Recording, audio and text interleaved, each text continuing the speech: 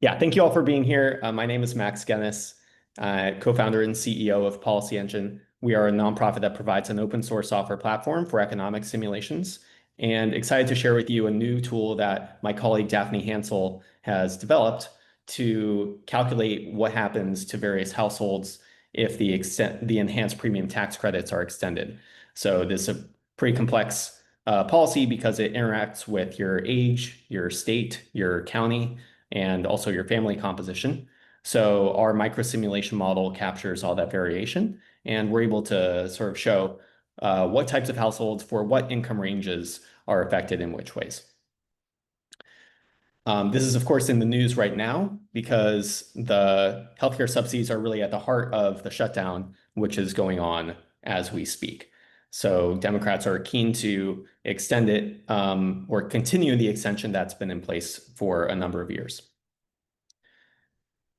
Now, first question we're going to look at is just how do these programs work? So I'll briefly describe that, and then we'll jump into the tool and then share where we're up to next.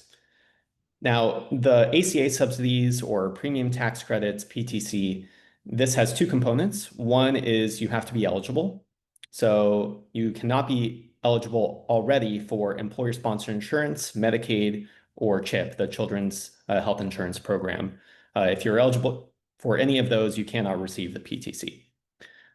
There is one other piece of eligibility, which we'll talk about in a moment.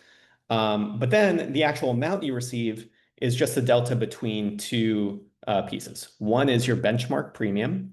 So this is calculated as the second lowest cost silver plan, which is a silver plan is one of the tiers of these health insurance plans that are on the marketplace, split by age and locale, and in some places, family composition goes in there as well. Okay, so you have your benchmark premium. That's how much you would pay sort of unassisted. And then it's the delta between that and the expected contribution, which is a fraction of your income that increases with your income. So you take those two pieces and that's what you get. Now, the question at the heart of the policy matter is this expected contribution piece. And when the ACA was initially passed, we had this initial schedule, which started, if you're under 133% of the poverty line, you would only pay 2.1% of your income. And then that share, that fraction sort of goes up as your income rises. So by the time you're at 200%, you're starting to pay 6.6% of your income. And by the time you get to 300 to 400, it's about 10%. And once you hit 400%, you're no longer eligible for the premium tax credit. So for some people, as we'll see, this created a cliff. If you were getting some non-zero value of the PTC at 399%, and then once you exceed 400% of the poverty line, that's going to fall entirely. You have to pay the full set of health insurance yourself. So what ARPA and IRA did is they lowered this fraction. So at the low end, you're starting to pay 0% or less than 2%. And it increases, but not as high as up to the 10% before the cliff. And it also removes a cliff. So once you're at above 400% of the poverty line, you're paying 8.5% of your income, and you can get that regardless of your income. So no longer a cliff. It sort of just continues to smoothly phase out as your income increases. So we'll see this sort of in more visual terms in dollars and cents, but this is really the heart of what the policy issue is. So with that, I will move over to the calculator, and you can actually see this in policyengine.org/us/ACA-calc. And we're going to look at three examples. The first is a single 35-year-old in Alabama. Second, we're going to look at a family of four in California. And then sort of as a most extreme example, we're going to look at a 60-year-old couple in Alaska, and we'll see why that's so extreme. So with that, I actually pulled these up, but if you go to just policyengine.org/USACA-calc, we can see the calculator as it shows up initially. So there are a few inputs that you have to provide. You have to say your marital status, your age, also the age of your spouse. And if you have children and dependents, it'll ask for your ages of those as well. So, and then it depends, because the second lowest cost silver plan depends on your local area, you also have to provide your state and county. And once you do that, we will calculate your premium tax credits under both current law, where they expire in 2026, the enhanced subsidies, and also if they're extended. Okay, so the first example we were going to look at was the default value here. So 35-year-old, no kids, in Alabama, Autauga County. So we can just click the button here. And this takes a few seconds, so I actually pulled it up over here. And here's what you see. So the x-axis here is the annual household income, and the y-axis is how much the extension would provide to the household. And one of the things you see is that there's no change at the very low end. And that's because you can't be eligible for Medicaid. There's also a minimum income. So this household does not receive any benefits under either system until they get to $15,700. And then it's going to go up. The maximum benefit is about $1,900 that they receive at $47,000. And then here's where we'll see actually there's a cliff in the baseline that we're removing, and that results in this spike up here. Finally, the net benefit will end by the time the PTC goes away in the reform. Okay, so this is actually, right, the delta between two charts. So we have a few different pieces of analysis you can look at here, and we'll step through them one by one. So this first one is just how much you're getting from the PTC in both the baseline of current law, where it expires, that's the gray line, or where the enhanced PTCs are extended. So as we saw before, they're not eligible for a PTC at all below $15,700. Okay, so then it's phasing out also more quickly under current law. So the slope of this is more steep, this is more shallow, and actually you see that they're not paying anything at all. This is the full premium that is received as the premium tax credit. And then there's a cliff. There's a cliff here at $63,000 income under current law, where they would be receiving about, let's see, $470 per year right before the cliff under current law. So that's basically a $500 cliff. And then that continues to phase out more slowly under the reform, or what we see today. Now, there's a couple more pieces that we show here, because all of these sort of these phase outs contribute to your net income after taxes and transfers, as well as your marginal tax rate. So what we're going to look at is here we can see the net income both under current law and also the extension blue. So we can actually zoom in and see where the gaps are, and eventually they do converge. So we've got by the time the PTC entirely phases out, these lines do fully converge. We can also see the marginal tax rate. So in general, because we saw under current law, it's phasing out more steeply. So the marginal tax rate is going to be higher, and that's what you see here. So, but at the income level at which they are receiving the PTC, the marginal tax rate is higher.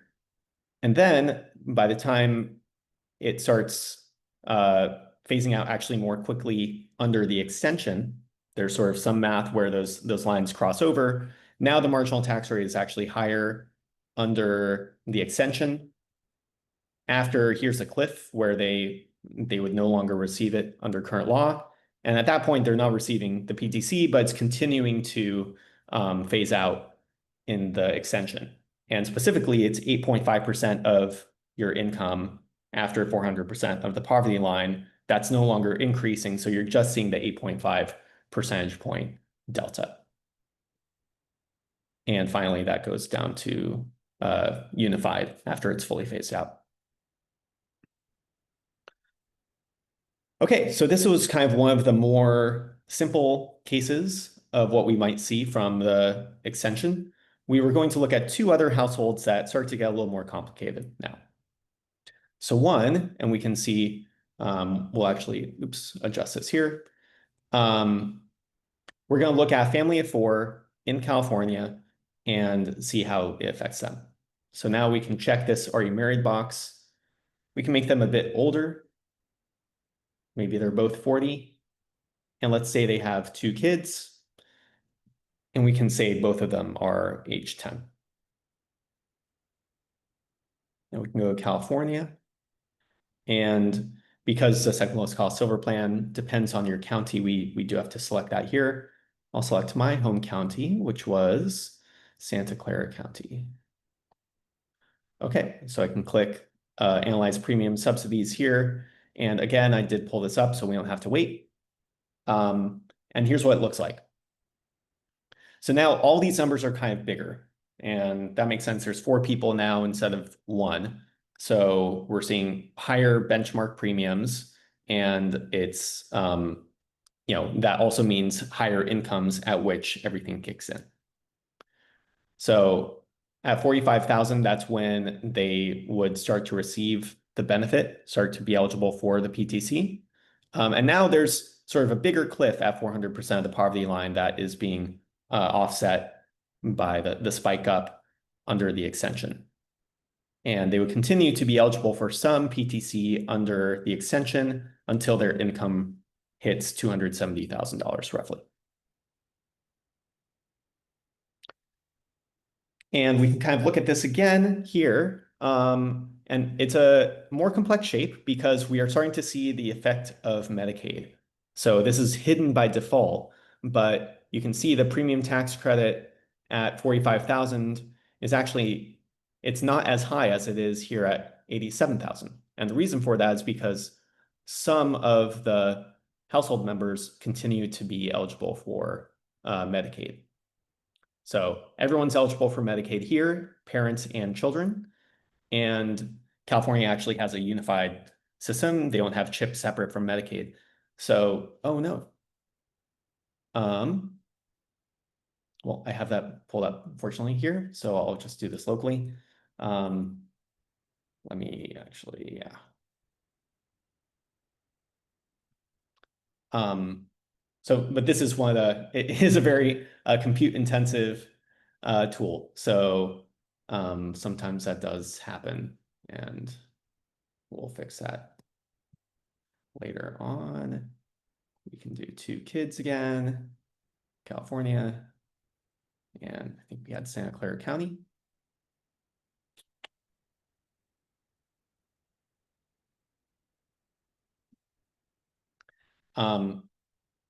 So because they're no longer eligible for Medicaid, the kids or the adults, their benchmark premium is going to rise, and it actually rises faster than the PTC phases out at the lower income. So that's why we see this large delta here.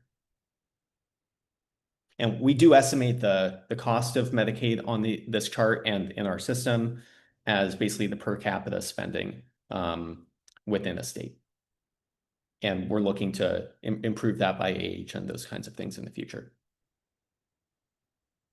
Okay, but here we can see the PTC under current law. They're getting about $10,000 at the 400% poverty line limit, which means that's sort of the size of the cliff. So they're receiving a bit more, about $12,000 under the extension at that income level, and then it continues to phase out at 8.5% here. Now, similarly, we can look at net income and marginal tax rates. Net income is really just kind of a step toward the marginal tax rate calculation. So as we saw before, the marginal tax rate is going to be higher under current law because it's phasing out at a faster rate. and then that continues to swap over at one point of the income level. And now here, it's going to be a higher 8.5 percentage point delta after the cliff in current law. And because of California's, they have their own income tax system. So this marginal tax rate is capturing both the federal and state taxes, which end up resulting in 46 to or 47% until a higher income level. One thing I didn't show before, but you can actually plug in a specific household income level. So suppose this household is interested in understanding what happens at $95,682 of income. Oh, fix that. Basically, this is now showing to the dollar what the PTCs are likely to be next year. Okay, so we covered now a single person in Alabama. We looked at a family of four in California, and now we're going to look at the most extreme example, which is in Alaska. And we actually have that here. So specifically, a 60-year-old couple in Alaska is what we're going to look at. And we chose this because the older you are, the higher your benchmark premiums are. Also, the more rural areas generally have higher benchmark premiums controlling for age as well. And Alaska in the Fairbanks region has the highest benchmark premiums in the country. So this is the most extreme example you would see from a couple, at least. 64-year-old would be the truly most extreme before they're eligible for Medicare. But this is pretty close up there. And what we see is, they're eligible at $35,000 income, and they actually get up to a $53,000 benefit from extension at the cliff. So they have a pretty significant cliff. And under the extension, they would continue to be eligible until their income hits about $700,000. We can again look at baseline versus extension and see that right before the cliff, they are getting roughly a $52,000 credit, $51,500 under current law. So that's the size of the cliff under current law. And they're getting slightly more than that. And if we look at here, this is basically the benchmark premium.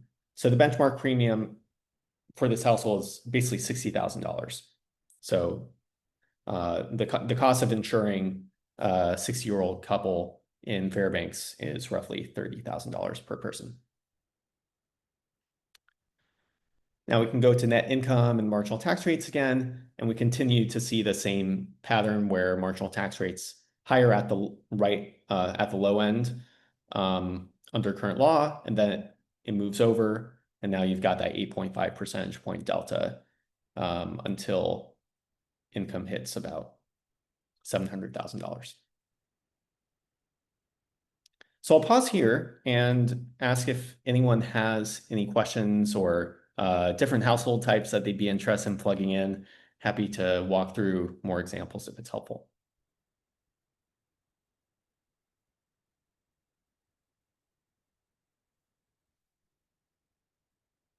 Okay. Well, just to wrap up then, just want to add a couple caveats. So one is the benchmark premium question is actually, it's kind of endogenous to the policy. So if premium extension or if the enhanced premiums are extended, we're going to see lower premium growth because of the way the insurance market operates. Some people would drop out or fewer people would drop out.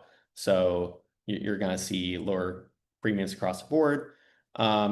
Kaiser Family Foundation projects that they would actually grow 18% compared to 2025 if the subsidies are not extended. So that's now in our analysis, we're just taking the 2024 to 25 growth rate, which is about 4% increase in benchmark premiums, and we're applying that to both scenarios. So we should learn soon what the actual increases in premiums are going to be. And we'll continue to update the model based on that. But because it's endogenous to the policy, one of the things we want to do in the longer term is capture how those market dynamics actually operate in response to the policy. Also, what we do not have today, this is all hypothetical households or individual households who can see how this policy would affect them. What is coming soon is an analysis through our microsimulation framework, which is going to calculate the average aggregate impact across the country of the reform. So CBO estimates that extending the enhanced subsidies would cost about $350 billion from 2026 to 2035. And so far, we haven't done the full analysis yet, but our preliminary findings are pretty aligned with that. We estimate it would cost $30 billion in 2026. Now we're working on some model improvements that will enable us to capture more of the dynamics at play here. So specifically, we're looking to improve our calibration of employer-sponsored insurance. Part of our data pipeline takes data from tax data, which does not have that piece of information. So we're sort of looking to impute that from other sources. We also are building now and expect another webinar on this from us soon. We're building congressional district level microdata. So you'll be able to estimate the impact of a policy reform on poverty, inequality, winners and losers for every congressional district. And this enables having more local data in our system. And in turn, that becomes really important for the premium tax credit where it's highly variable within a state by county. So we're going to improve the assignment in our data of counties and also add some behavioral responses to understand how people, both from a labor supply perspective and over time also employer behavior and insurer behavior, how all of those come together in these pretty complex markets. So expect another webinar on all that from us soon. And that's sort of where we left this off. But I hope this is useful for understanding how these policies affect different types of households across the country. As you saw, there's a lot of variation in how extending the premium tax credits would affect people depending on their demographics, their age, their location. So we hope that this spurs more of a local conversation around evidence-based policy as this fight continues to unfold.